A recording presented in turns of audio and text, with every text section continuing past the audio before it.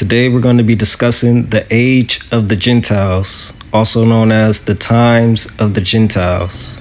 And they shall fall by the edge of the sword, and shall be led away captive into all nations. And Jerusalem shall be trodden down of the Gentiles until the times of the Gentiles be fulfilled.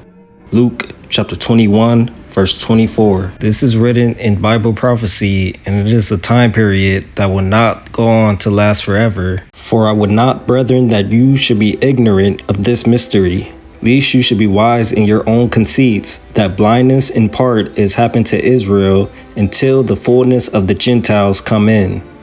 And so all Israel shall be saved, as it is written, there shall come out of Zion the deliverer, and shall turn away ungodliness from Jacob. For this is my covenant unto them when I shall take away their sins. Romans chapter 11, verse 25 through 27. So the times of the Gentiles is measured by the falling away of Israel, the children of Jacob, and it will last all the way up until the restoration of Israel takes place. And this will be followed up by the return of Yahuah the Messiah, which will signal an end of the times of the Gentiles.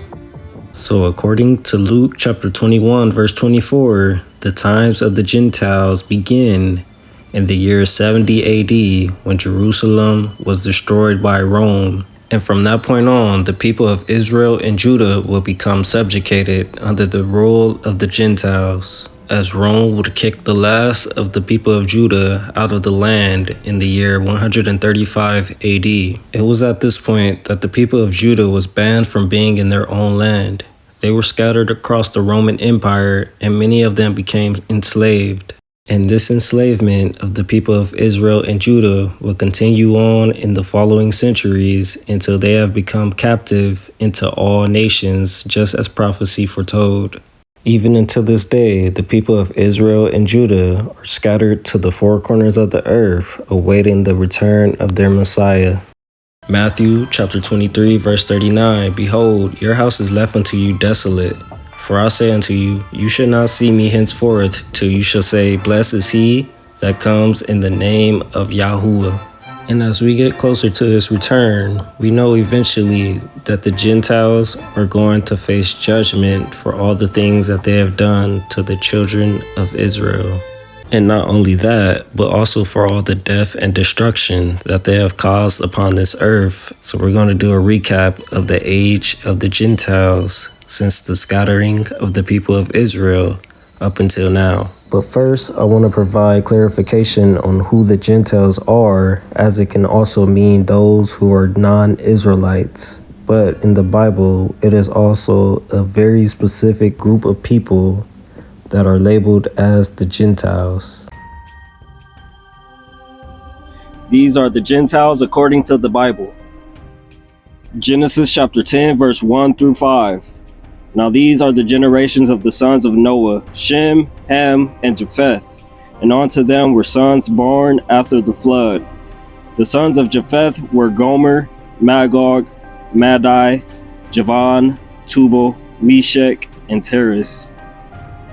The sons of Gomer were Ashkenaz, Riphath, and Togarmah. The Germans were descendants of the sons of Gomer.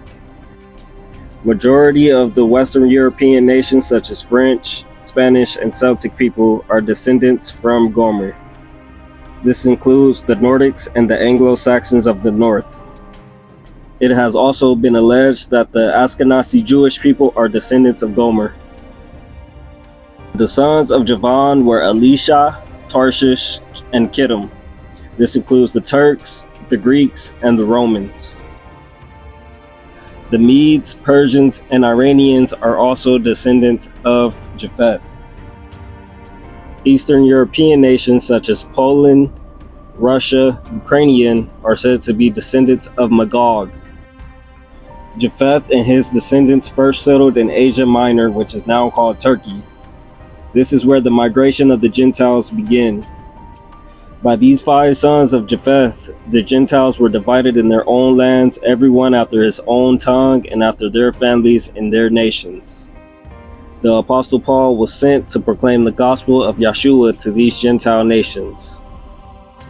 Acts chapter 28, verse 28. Therefore, let it be known to you that this salvation of Yahuah has been sent to the Gentiles. So in Genesis chapter 10, the sons of Japheth are known as the nations of the Gentiles. So when the Most High sent the Apostle Paul to proclaim the gospel to the Gentiles, he went to the sons of Japheth, that is, those who lived in Asia Minor, as well as Greece and Rome, which is a part of Europe. Europe is where most of Japheth's seed settled. So, in the age of the Gentiles, it will be the sons of Japheth, the Europeans, who will play a major role in ruling over the earth. If you was to search up world history, starting from the scattering of the people of Israel and Judah by the Romans, you will see that the world has largely been dominated by the sons of Japheth. In fact, most of the European nations of today were once under the control of the Roman Empire. The ancient symbol of Rome used to be an eagle, and you can see how the nations that followed in Europe adopted this same symbol of an eagle. And the reverence that Western civilization has towards the Roman papacy can still be seen.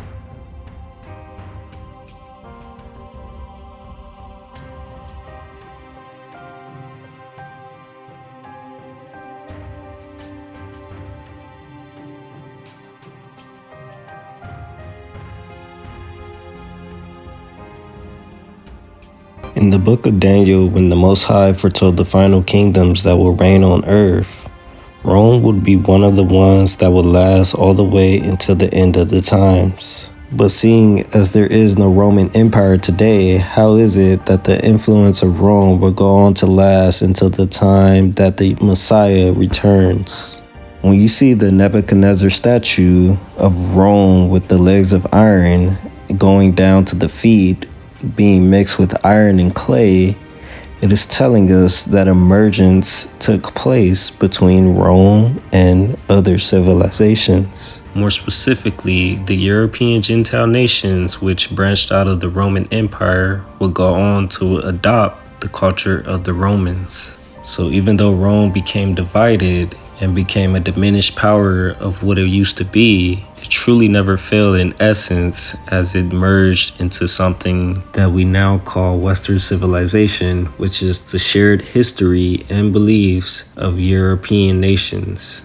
But the backbone of Western civilization was built off the influence of ancient Greece and the Romans. And the reason Western civilization was built off these two ancient civilizations is because the rest of the European nations did not have civilization. They were known as barbarians to both the Greeks and Romans. When Rome reached its peak, the barbarian tribes of the north began to invade the Roman Empire.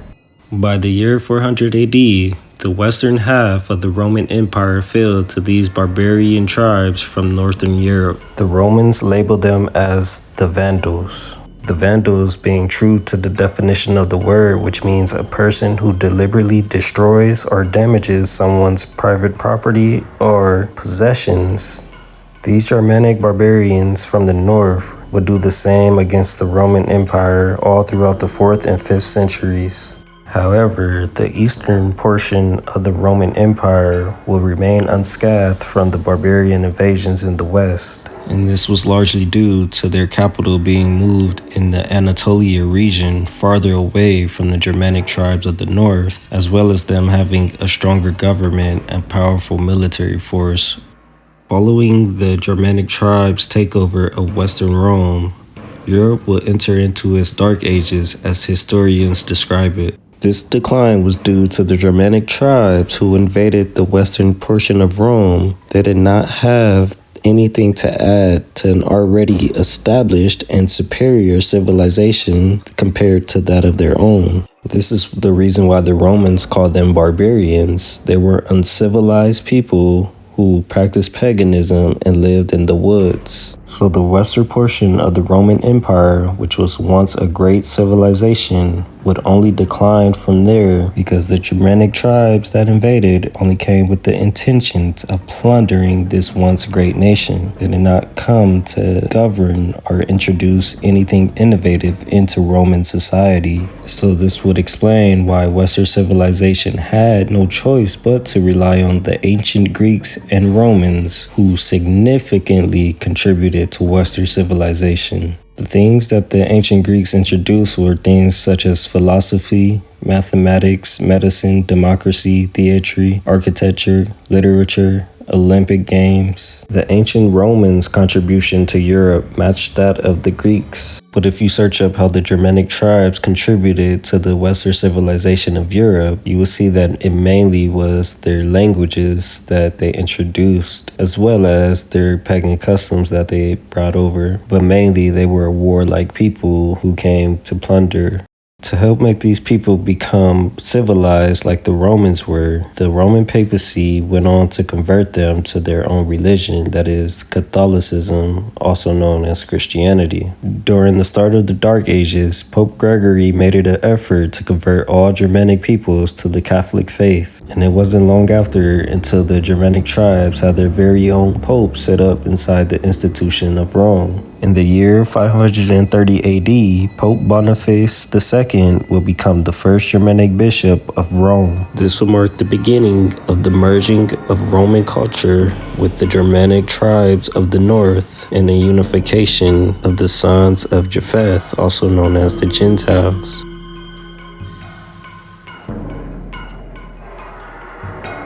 Now, as Europe was going through its dark ages, this was also the golden age of Muslim rulers. And ironically, it will be these Muslim rulers who would help Europe come out of its dark ages. These Muslims, who will become known as the Moors for being black, swarthy, or tawny in skin color, had found their way inside of Europe. The Moors contributed to Europe by introducing mathematics, medicine, astronomy, geography, architecture, technology, art, science, with notable inventions such as coffee, the toothbrush, and the concept of a university. These all played a key role in shaping modern civilization. It's even been alleged that Moorish women taught European women how to bathe themselves and take care of their hygiene. But one thing's for sure is that they reintroduced civilization back into the western portion of Europe during its declining ages. In the Dark Ages, Europe was suffering from diseases such as leprosy, bubonic plague, which is called the Black Death, smallpox, tuberculosis, malaria,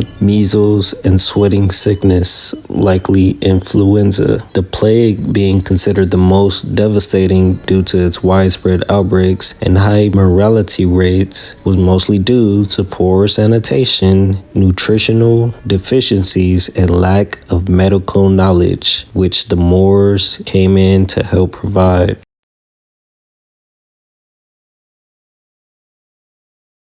Europeans would also rely heavily upon the ancient Roman Greco culture as they made their way out of the Dark Ages. This was known as the Renaissance era, where they would go on to redefine world history. They took the statues of ancient Roman Greek pagan gods and renamed them after Bible figures.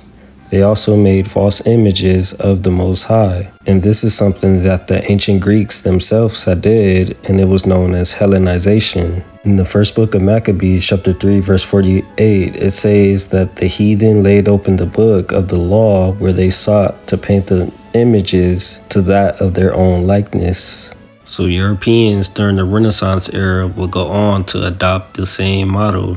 They would change the images of the Most High to that of their own likeness, that is, European Gentiles. So just as the ancient Greeks used Hellenization to make other people's culture revolve around themselves, the Europeans would go on to do the same. It was the type of mentality that everything that happened great on earth had to include someone who looked like themselves. This self-worship of the European Gentiles is how we got the humanism movement, which is an outlook or system of thought attaching prime importance to humans rather than the divine or supernatural matters. It is also a Renaissance cultural movement which revives interest in ancient Greek and Roman thought. So the modern era we live in now was influenced heavily by the Renaissance era. This was the time period when the Gentiles changed the image of the Most High to that of a Gentile man, while also introducing vain imaginations. And this is evident through the destructive inventions that they have came up with, as well as the immorality that they showcase to the world. It was also during the Renaissance era that the Reconquista occurred, which will bring about colonialism all across the world. This took place in the year 1492 when the Catholic Church, through Spain and Portugal, who were the descendants of the barbarians who invaded the Roman Empire, but through the Catholic Church, they would conquer the land of the Iberian Peninsula, which is known as Spain today. This brought about the expulsion of the Moors and also the Black Jews who lived in Spain. And many of those Jews will become enslaved by Portugal. This took place right around the time when the Europeans were beginning to explore the world. So the Jews who were enslaved were brought to the first plantations, which was in Saint Thomé, and that is the blueprint for what was to come.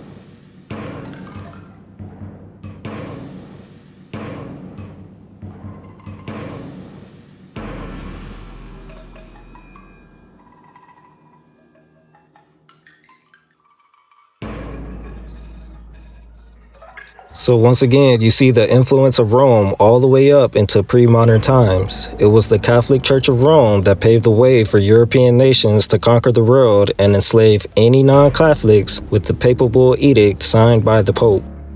And for any of those who's wondering, it is called the Doctrine of Discovery 1452. It gave the subjects of the Catholic Church the permission to invade, search out, capture, vanquish, and subdue all Saracens and pagans whatsoever and other enemies of Christ wheresoever placed in the kingdoms, dukedoms, principalities, dominions, possessions, etc., and to reduce their persons to perpetual slavery, and to apply and appropriate to himself and his successors the kingdoms, dukedoms, counties, principalities, etc., and to convert them to his and their use and profit. So by this time, most of Europe were converted to Roman Catholicism, and they were being led by Spain and Portugal during that time period. So before all the other Gentile European nations came along, it was first Spain and Portugal who would go along conquering the world. In 1494, the Catholic Church divided the world between Spain and Portugal. Spain would rule over the Western Hemisphere, while Portugal would rule over the Eastern Hemisphere. So most of the New World will be in the hands of Spain, but parts of it will belong to Portugal, mainly Brazil. But Portugal's main dominion was from Africa going east towards India and China. But in Africa, they will set up provinces such as Saint Thomé, Angola, Cabo Verde, Mozambique, as well as Guinea. Those who lived inside these African provinces, they would convert to Catholicism. They also had permission from the Catholic Church with the papal bull edict to enslave these inhabitants and bring them into the early Iberian colonies to perform slave labor.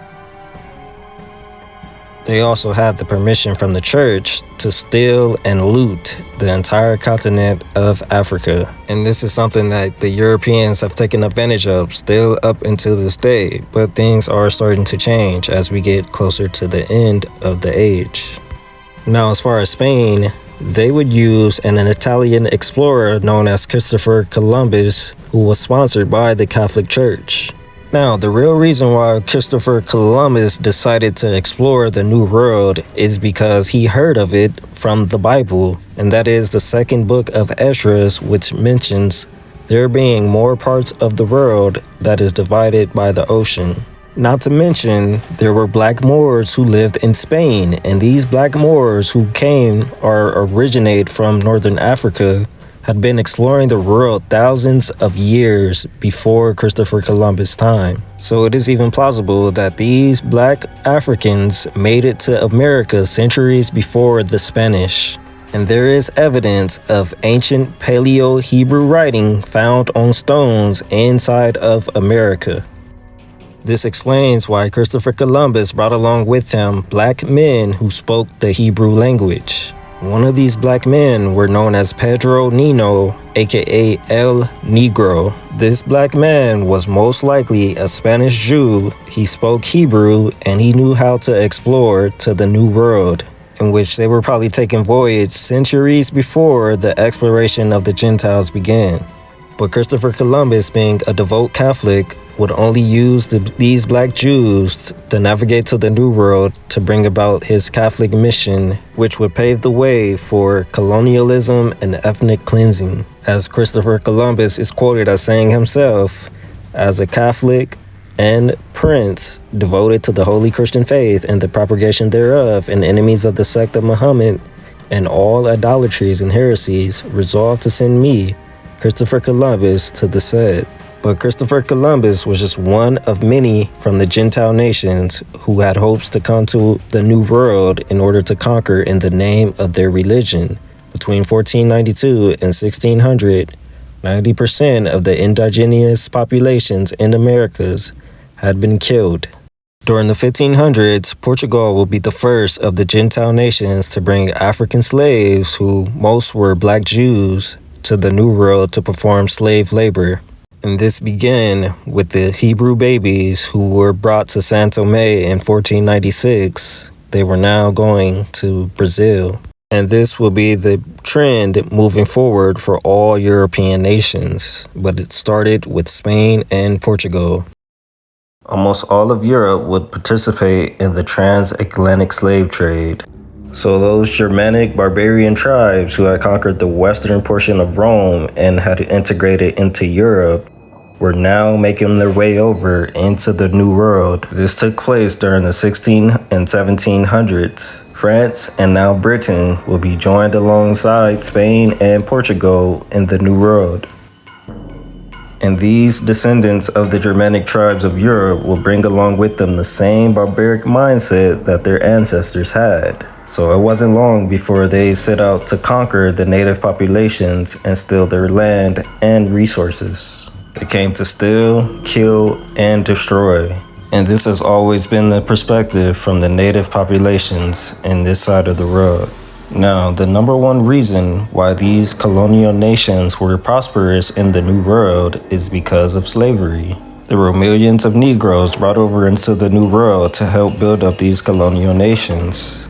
Now, originally, it was only Spain and Portugal who were allowed to import Negroes into the New World. But in 1713, the King of Spain finally allowed Great Britain to import Negroes into Spanish America. Before this agreement took place, the English people would pirate the Spanish and Portugal ships and take their slaves as captives and bring them into the New World. This was done under the authority of the Dutch government, who had given these private ships permission to attack their enemies and to plunder their ships, which included the slaves that was on board. So in August of 1619, 20 through 30 enslaved Negroes landed in Virginia aboard the English private ship called White Lion. These will be the first Negroes imported into America by the Englishmen. The indentured servitude of these Negroes being imported into these English colonies is what made America become what it is today. Wall Street as we know it was first a slave market. The economies of these colonial nations were dependent upon the importation of slaves and slave labor. So these colonial nations made billions off of free slave labor, while the Negroes they held captives got nothing in return, despite all that they built up, as well as the inventions that they made along the way, and also the culture that they brought along with them when it comes to music, dancing, and entertainment, and such things like that. America became the great capitalistic nation that it is today based off the exploitation of these Negro slaves and later on their descendants. After the discovery of the New World, these same Gentile nations would go on to colonize the entire world by 1981, and we could still see the effects of this today. Most notably starting with the continent of Africa. From 1880 through 1914, these European nations came up with a plan to divide Africa amongst themselves. They came to steal, kill, and destroy. Colonial nations like Belgium and its king, Leopold, is documented having killed over millions of Congolese people, and today you can still see the lasting effects of colonialism in the Congo. The rich and wealthy men of the Gentile nations, such as Elon Musk, are still found exploiting the poor people of this region who provide batteries for electric vehicles as well as cell phone devices, in which the owners of those companies make millions while these people still struggle every day. These Gentile nations have been doing this since the 15th century. Everywhere that they arrive, they come to steal, kill, and destroy. Just think about who was it that brought the world to the brink of extinction. Think about who was it that introduced these type of weapons of mass destruction on the battlefield. Who were these people that decided it would be okay to drop a bomb known as the Destroyer of Worlds on a civilian population in Japan? These are the descendants of the Gentiles. Everywhere that they go, they come to steal, kill, and destroy. And while they have benefited from this mentality, this is something that will not go on forever. A shift is already starting to take place in the world. Those who were once ruled over by the colonial powers are now starting to take power back for themselves. And this is just the beginning of the judgments that the Most High is going to bring upon the Gentiles. This can be found in the book of Obadiah, chapter 1, verse 15. For the day of Yahuah draws near unto all nations. As you have done, it will be done to you. Your dealings will return on your own head. And this includes all that the Gentiles have done against his chosen people. Then said I, what come these to do? And he spoke, saying, these are the horns which have scattered Judah, so that no man did lift up his head. But these are come to fray them, to cast out the horns of the Gentiles, which lifted up their horn over the land of Judah, to scatter it. Zechariah chapter 1, verse 21. The Gentiles are not going to go unpunished for all that they have did. Deuteronomy chapter 32 verse 43 says, rejoice, O ye nations, with his people, for he will avenge the blood of his servants, and will render vengeance to his adversaries, and will be merciful unto his land and to his people. So as we get closer to the end of the age of the Gentiles, this is what we should be expecting. We should be expecting judgment, and this is righteous judgment. The Most High will repay those who have sowed evil all over the world.